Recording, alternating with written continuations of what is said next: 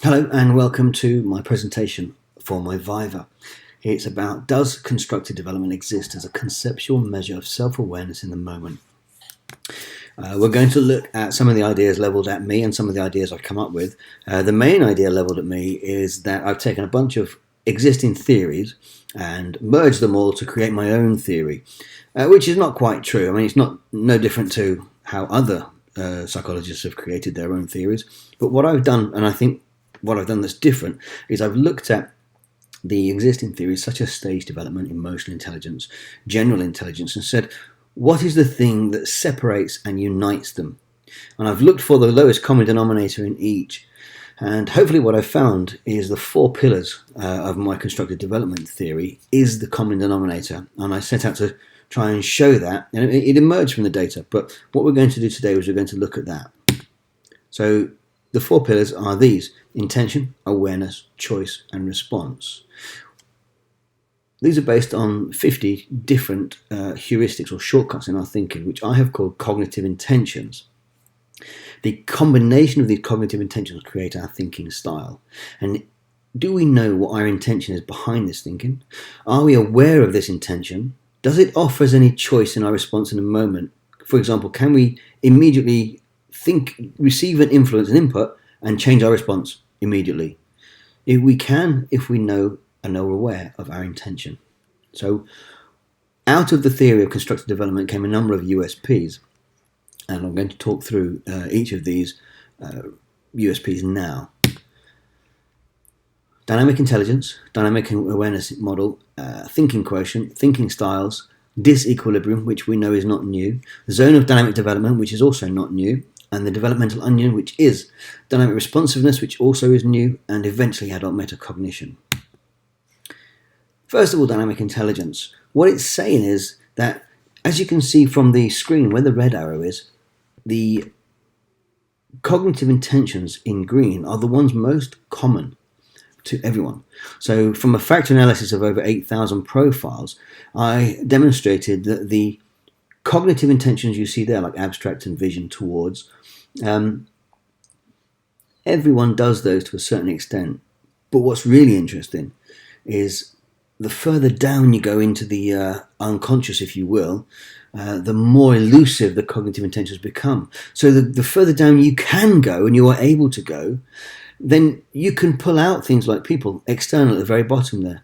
And if you can choose how to do external rather than just simply do internal or external, then we start to understand how you develop what Keegan would say is a stage 5 collaborative and more global perspective on how we think. So you have a relationship and affiliation in there. If, for example, what's really interesting is if you look at the fourth line down where it's got individualist, own, and internal, these counter the ones that are in the third column. So what they're saying is if you do too much individualist, if you do too much own, according to Keegan's system, you might be stage 2 thinker, which is more internal. It's all about me. If you do the ones on the fifth row down, relationship affiliation, if you do them too much, it's all about the other person.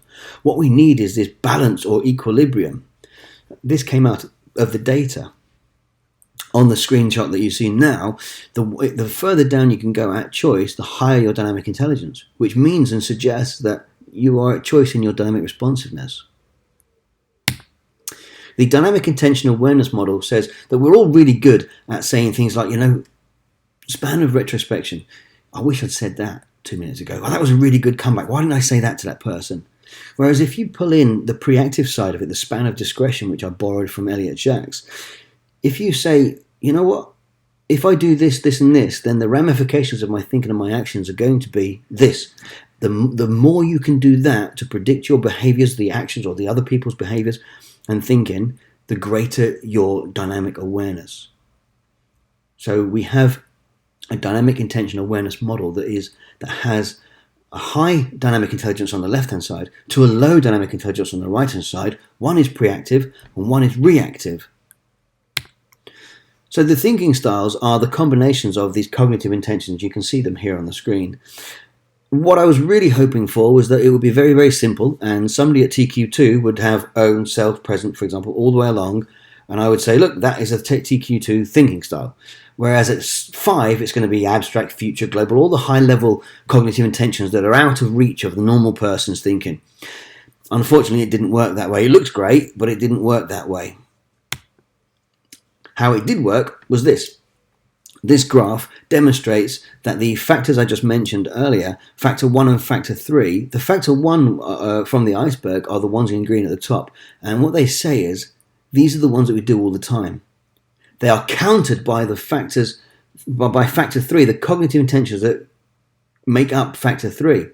And this graph here is excellent, and it kind of ticks the PhD in a quantitative perspective, because what it demonstrates is that the algorithms on the left-hand side here, you can see where factor 1 is at 2.5, where it's just above, about 65%. And then factor 3 at 2.5 is about 75%. Well, that's nearly a 20% difference. And it's that difference that makes the difference in how dynamically intelligent we are, how aware we are. To emphasize this point, when you go over to TQ level 4, the gap between factor 1 and factor 3 is very small. That means that they're much closer together for internal and external, towards and away from, which means that you are much more at choice in your thinking in the moment and can choose which way you go. You can choose either internal or external. Conversely, at 2.5, you can't choose because you're only doing one or the other depending on where you are on there. So this graph ticked the quantitative box for my constructive development theory, and I was very pleased to receive this. Thinking styles, as I've mentioned, are... This is the 5, 6, 7, 8, 9, and 10 is using the new Stevens scale rather than aligning it to Lasky's or Keegan's scale. But what it's saying is 5 is just an habituated pattern. You just think automatically and you react. 6, you have a little deviation. You can perhaps consider someone else's perspective. 7 is saying, well, you know what? I'm starting to become a bit more self-authored in my thinking now. 8 says, I can handle mostly what you throw at me. That's not a problem at all. When you get to the number 9, you're almost so balanced and so in control of how you think that not only do you recognize how you think, you're self-aware, you're self-constructing, but you recognize that actually by virtue of the fact that I construct everything around me, I also construct me. And by the time you get to number 10, you recognize that you're constructing your environment, and you're constructing your environment to suit your construction of you. Conversely, you're constructing yourself to suit your construction of your environment. And that's when it starts to get interesting. The developmental onion is a firm favourite in my thesis. What you see here is actually my PhD process. I did this for me. I was very options oriented as a thinker. I never finished anything. I always started the next thing before I finished the last thing. I forced myself to be procedural, and this came out in my writing. I couldn't write in a procedural, linear, sequential way, and my supervisor said, that's rubbish. That one links to that one, and you need to move these paragraphs around so that they flow better. It took me 2 years to figure that out, but I was living my actual theory as part of my PhD process. So what this onion says is that in order to focus on the procedures, you have to focus on it in order to get it. But once you've got it and then you want to you come back to it later, you don't have to relearn it again. As you can see from that turquoise ring a little further out, you only have to revisit it.